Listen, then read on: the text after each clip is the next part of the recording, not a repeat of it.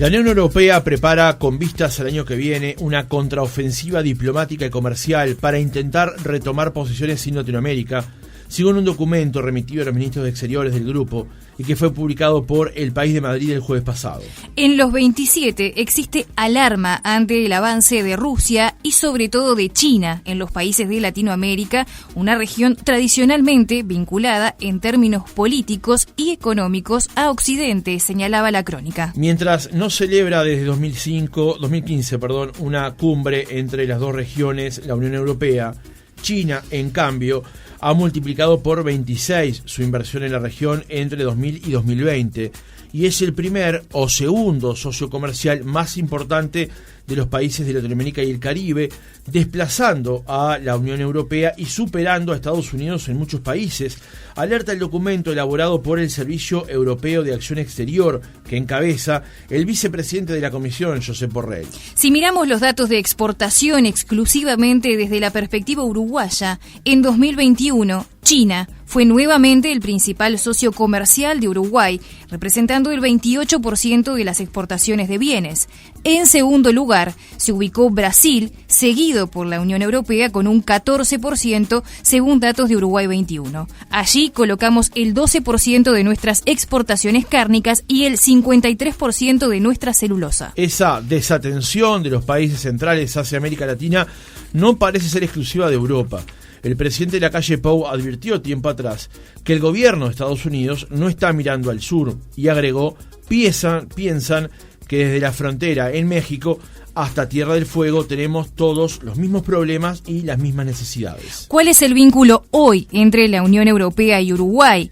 Y con América Latina, ¿qué pasos dará Europa para dar un salto cualitativo en la intensidad de las relaciones y los contactos? Lo conversamos en nuestra entrevista central con Paolo Berizzi, embajador de la Unión Europea en Uruguay. Berizzi es italiano, licenciado en Derecho Internacional, Derecho de la Unión Europea y Derecho Procesal por la Universidad de Pavia y tiene además un posgrado. Trabaja para la Comisión Europea desde 1996 y a lo largo de su carrera tuvo responsabilidades en, nada más y nada menos, Ucrania, Moldavia, Croacia y Paraguay. Llegó a Uruguay en septiembre del año pasado. Embajador, ¿cómo le va? Buenos días, gracias por acompañarnos. Buenos días y gracias por invitarme. ¿Cómo lo trata Montevideo en su casi un año que lleva aquí en la delegación diplomática? Bueno, estamos muy contentos, yo y mi familia, de vivir aquí en Montevideo. Tengo que decir que hay muy buena calidad de vida comparado con muchos otros lugares donde hemos vivido. Así es, nos encontramos muy bien. Ya estaba acostumbrado de alguna manera al lenguaje de la zona por haber estado antes trabajando 4 años en Paraguay, ¿no? Sí, fue embajador a Paraguay, entonces ya confundo mucho lo que es el castellano de España, el castellano de Paraguay y el castellano de Uruguay. El castellano de Uruguay, tendría que decir. Claro. Y embajador, antes había tenido responsabilidades también, nada más y nada menos que en Ucrania, sabiendo cuál es el contexto actual tras la invasión de Rusia en ese país. ¿Qué recuerdos le quedan de su trabajo en Ucrania y también en Moldavia? Vivimos 2 años en Kiev, que es una ciudad preciosa, una de las más lindas ciudades donde vivimos, y es una lástima haber visto, hace unos meses bombas caer en lugares donde solíamos tomar el café con los amigos. Es distinto que una guerra de la otra parte del mundo. Y claramente nosotros consideramos que sea una violación flagrante del derecho internacional y de muchas obligaciones que mismo Rusia tuvo en el contexto internacional. Una invasión completamente injustificada, injusta, con muchas víctimas civiles, no tiene ningún sentido. Uno puede disquisir sobre las causas históricas de la convivencia entre rusos y ucranianos en Ucrania, pero al final lo que cuenta es que lo que pasó es una violación del derecho muy grave, es una guerra llevada hasta a la frontera de Europa, de la Unión Europea. Claro, con lo que eso significa además. Es bueno en este punto, embajador, hacer una diferencia, por lo menos aclarar cuál es el alcance que tiene lo que es la Comunidad Europea, la zona euro y además la OTAN, que a veces se suele confundir el alcance que tiene el trabajo de los 27, como se le llama habitualmente, y lo que es la Organización del Tratado Atlántico Norte, que involucra, además de a los países europeos, también, por ejemplo, a Estados Unidos y también a Canadá. Sí, y no involucra a unos países europeos todavía como Austria e Irlanda. Bueno, tendría que decir también Suecia y Finlandia, porque formalmente hasta que no se ratifique no entraron en la OTAN. Que son solicitudes que hicieron hace poco tiempo. Para decir que gran éxito tuvo Putin, que con su tomar distancia de la OTAN, ahora tenemos 2 miembros más y uno vecino con fronteras con Rusia. Entonces me parece que obtuvo el revés de lo que quería. No, pero para decir que la Unión Europea sí no tiene nada que ver con la OTAN. Son los Estados miembros de la Unión Europea, y no todos, que son parte de la OTAN. Casi todos, decimos. Se olvidó decir que el Reino Unido es también parte de la OTAN, muy importante. No, claro, por eso dije, a países de Europa, podría haber señalado exactamente lo que ocurrió luego del Brexit, y también sumé en la OTAN a Estados Unidos y a Canadá. Pero sí, los 4 grandes que están afuera, Estados Unidos, Canadá, Reino Unido y Turquía, que son miembros muy importantes de la OTAN. Exactamente. Más allá de eso, la Unión Europea también está pensando en un cuerpo de seguridad. Hay cuestiones que esta invasión de Rusia a Ucrania ha expoliado y está trabajando más intensamente en crear un cuerpo de seguridad, desarrollarlo. Sí, mire, la creación de un cuerpo de seguridad, que es un avance muy fuerte de la Unión Europea, y se preparó hace 2 años, ¿no? Entonces fue, diría, acelerado por la invasión rusa de Ucrania, pero ya estaba en los planes de hacerlo posiblemente el primer semestre del 2022, y se hizo con unos meses de antelación justamente por el tema de Ucrania.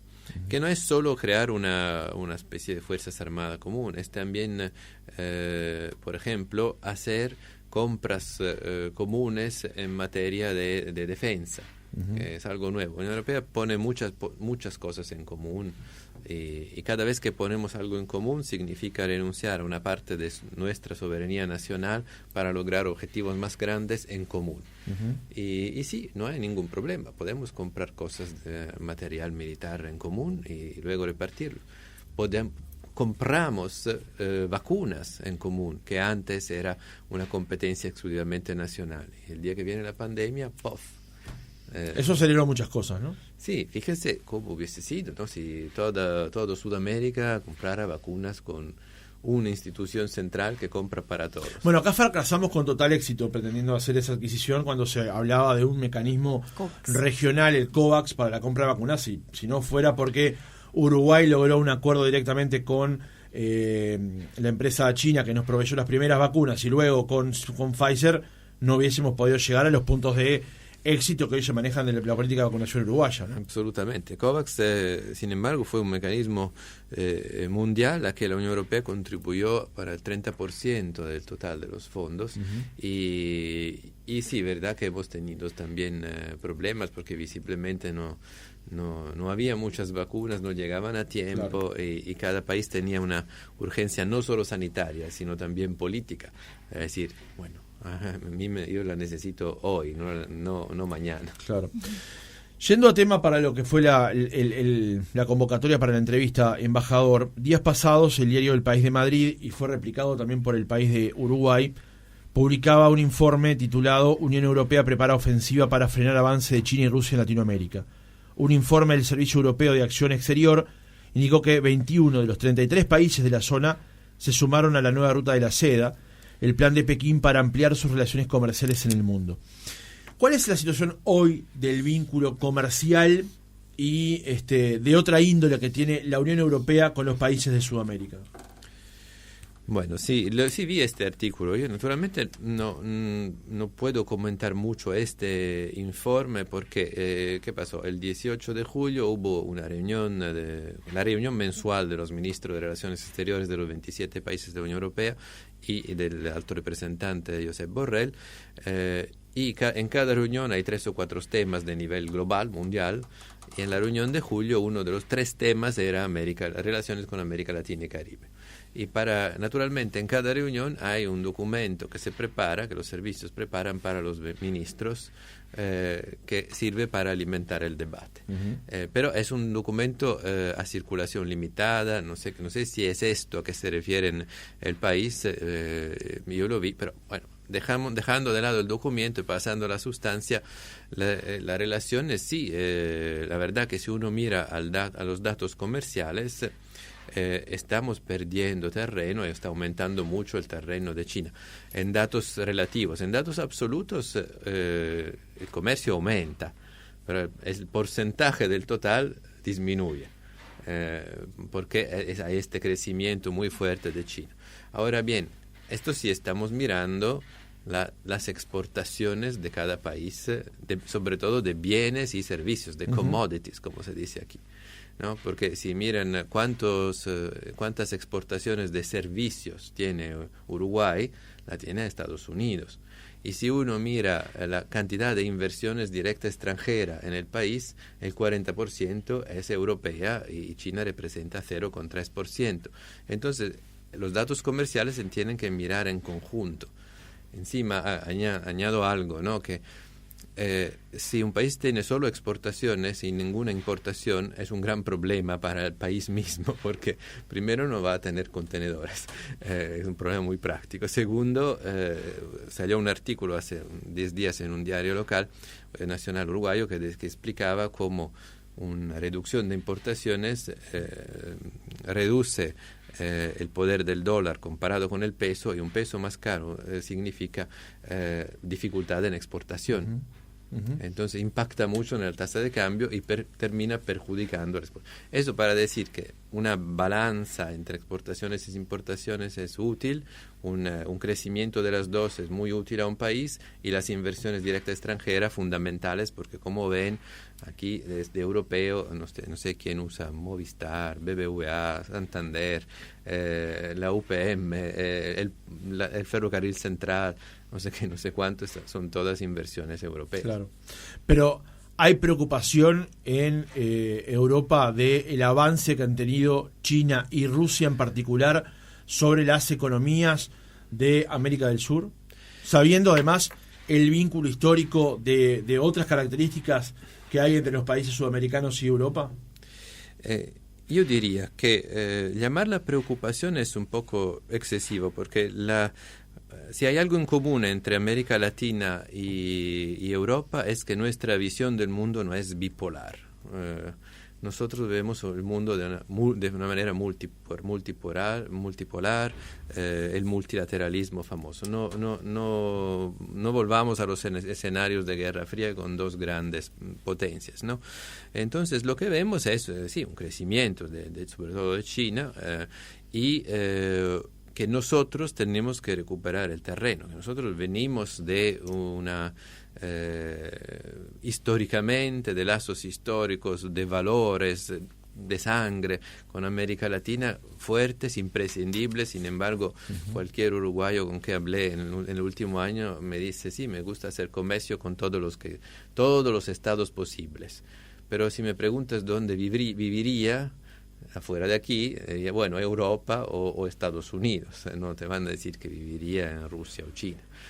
No, porque naturalmente los valores son estos, la costumbre, la familia, cualquier cosa. Y también la concepción del mundo, del social, de la democracia. Tenemos la misma mirada hacia el mundo entre Europa y América Latina. Y otra cosa es la parte económica, porque lo que pasó en los últimos años también es que la Unión Europea se está orientando para hacer un poco más, ¿cómo se llama esto? Autonomía estratégica se llama, ¿no? Vimos que tenemos que no ser autárquicos, sino no depender de socios poco confiables. Lo que es el caso, ¿no? Si depende de un socio, de un productor mundial de tapabocas, de mascarillas. ¿Cómo haces si hay una pandemia? O si dependes de uno o dos productores mundiales de microchips para las computadoras. ¿Cómo? Imposible. O de componentes de medicamentos fundamentales. No puede ser. Hay unos temas en que no puedes depender de socios pocos confiables. Pero sí, si hay socios confiables en el mundo, sí. Un poco el efecto de la globalización, si ve.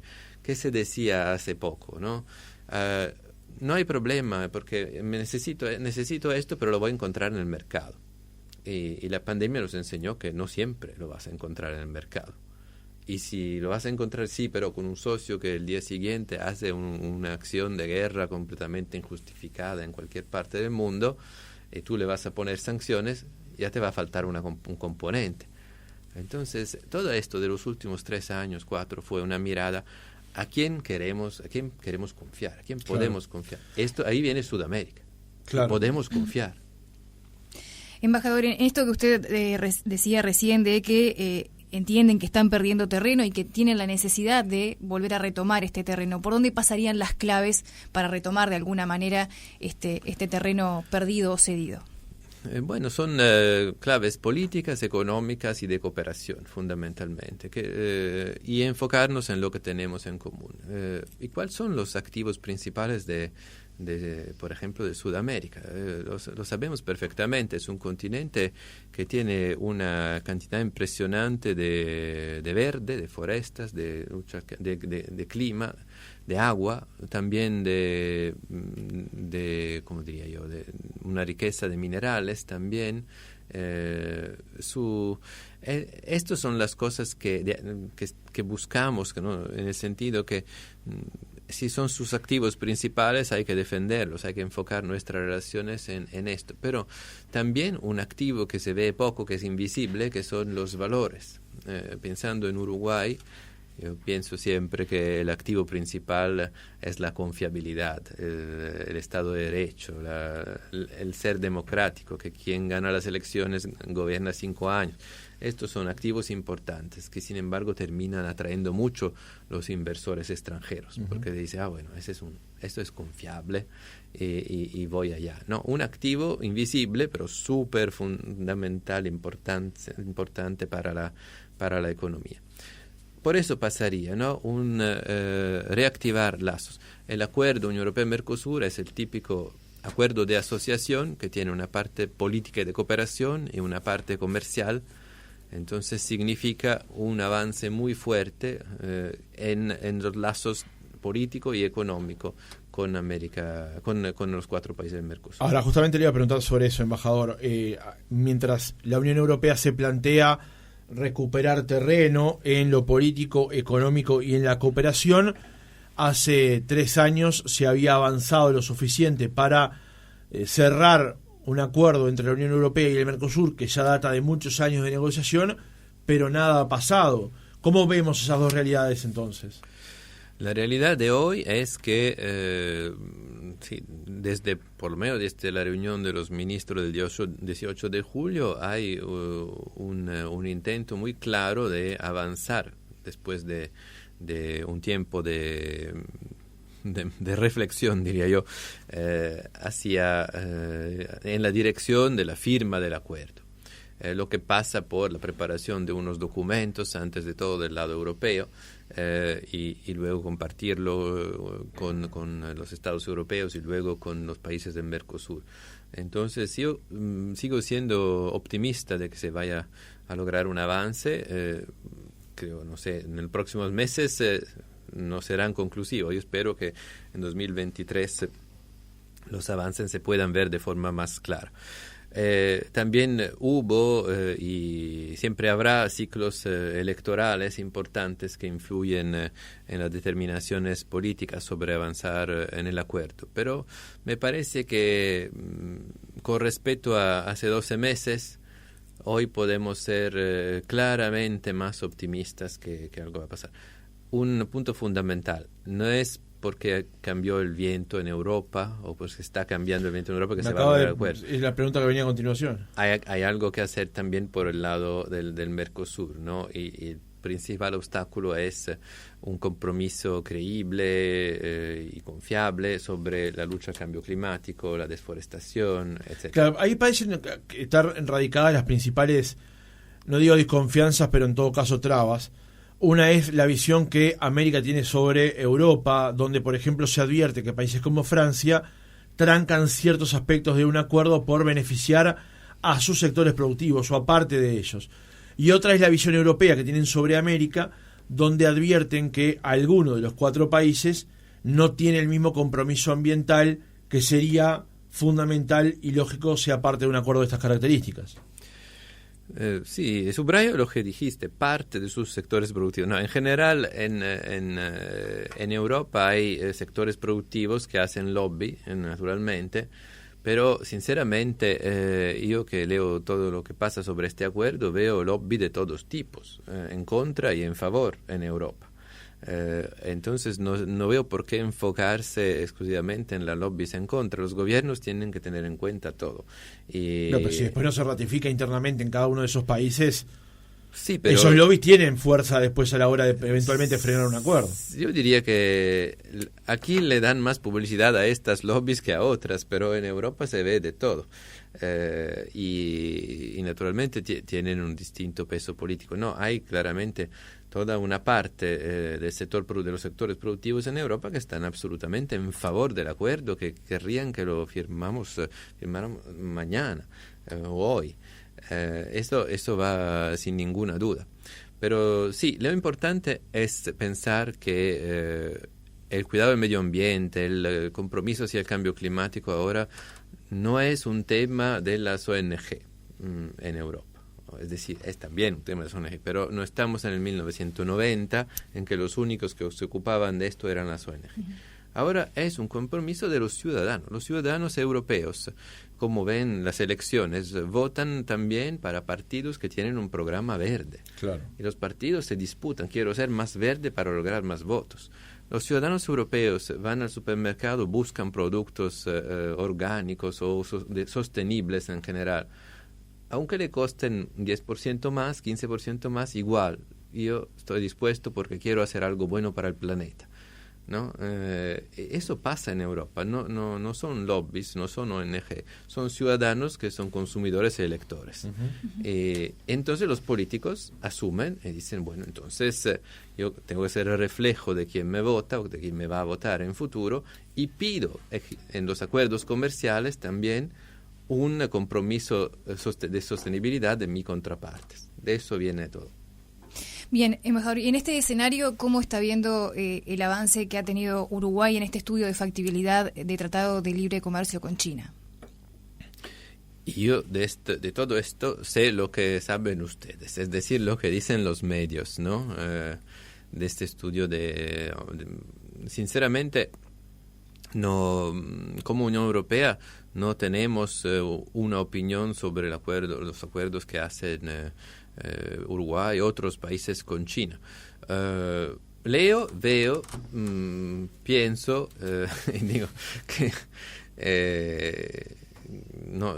cada país está libre de hacer lo que quiere. Nosotros no nos vemos como en un mundo bipolar, en el sentido que nosotros queremos avanzar con nuestro acuerdo de asociación, queremos incrementar nuestro comercio con el Mercosur, y entonces también con Uruguay, y queremos también que una fuerte integración regional, es decir, siempre apoyamos el Mercosur como otras organizaciones en Caribe, en Centroamérica, en América del Sur, porque pensamos que este continente se beneficiaría mucho de una mayor integración regional.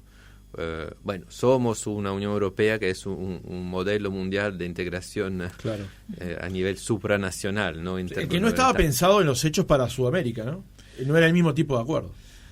No era el mismo tipo de acuerdo porque, bueno, para crear algo como la Unión Europea, primero hay que ser muy atrevidos. Nació hace 60 años con la idea de lograr una mejor paz a través de un comercio más integrado. Y luego vinieron todas las libertades, las fronteras, la abolición de fronteras, la moneda única. Pero, como dije al principio, ¿por qué digo atrevidos? Porque cada una de estas cosas presupone una supranacionalidad, entonces instituciones fuertísimas comunitarias, y cada una corresponde una renuncia a un trozo, claro, de tu soberanía. Claro.